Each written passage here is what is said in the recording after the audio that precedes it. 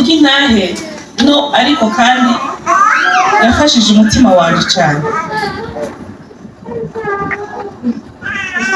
Maze kuvyara Beteli,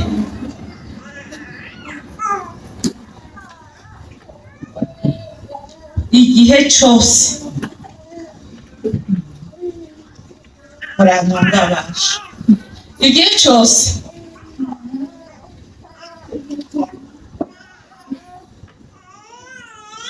turi kumwe na papa na mutamu n'amafise amarira n'amafise uburibwe butagira uko bungana. Yesu nashimwe.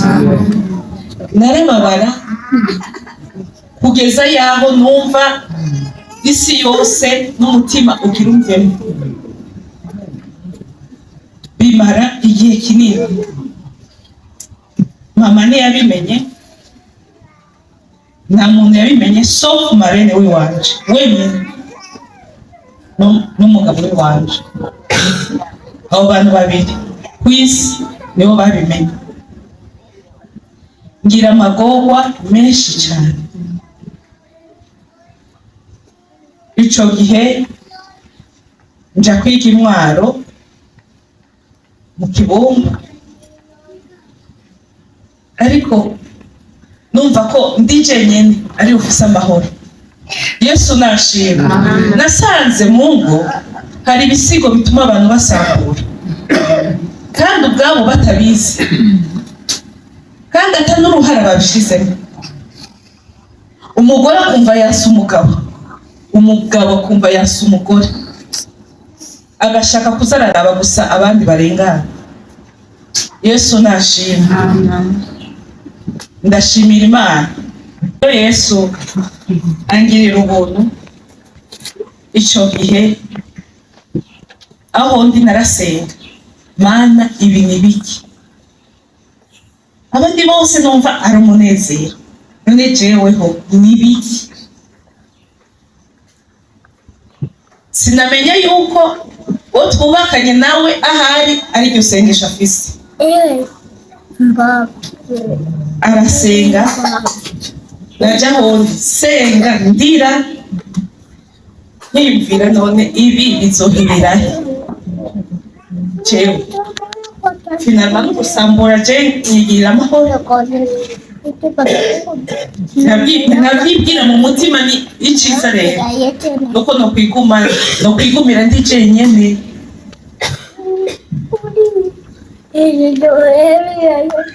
Yesu nashimwe. Ndabivuga umunsi bazoma inyigisho z'abavyeyi.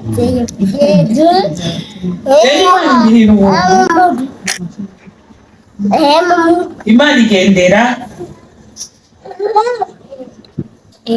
umugabo wanje, iramubwira ati umugore wawe udafise intango ya kanseri iri ku gitereko, ubwinjiro bw'igitereko kuri col de l'utérus. Atariko ndayimukijije, n'ikimenyamenya uzobibona. Yesu nashimwe. Ico gihe nibuka ko yazananye na Shika neza asanga mu Kibumba. Niyumvira nuit de noces, naje kuvyibuka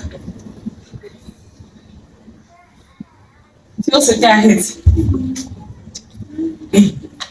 Byaheze ndavuga nti none vya bindi byaraheze sinkibabara. Yesu nashimwe. Imana irakiza. Hari ingwara tugira ubwacu tutazi, duterwa n'abadayimoni. Ico gituma umuntu wese ahari akwiye kuza arisengera, agasengera n'abandi bene. Wisengera n'abandi. Niba iwawe ari amahoro, hari ahandi hari intambara.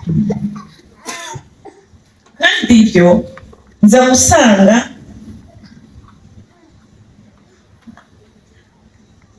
yarateye amadega atari make. Yesu nashimwe. Reka ndekane kuko ibintu biremereye cyane, ariko shatse kubabwira yuko Yesu akiza. Mumumere icyubahiro. Bandi baheza yagusenga Imana, ari mu gusenga musengere n'abandi. Mwami wacu Yesu, turagushimiye cyane. Uri umwami w'amahoro, uri Imana igira neza, Mana uri Imana ikiza, uri Imana ibohora, Mana uboneramo ibanga.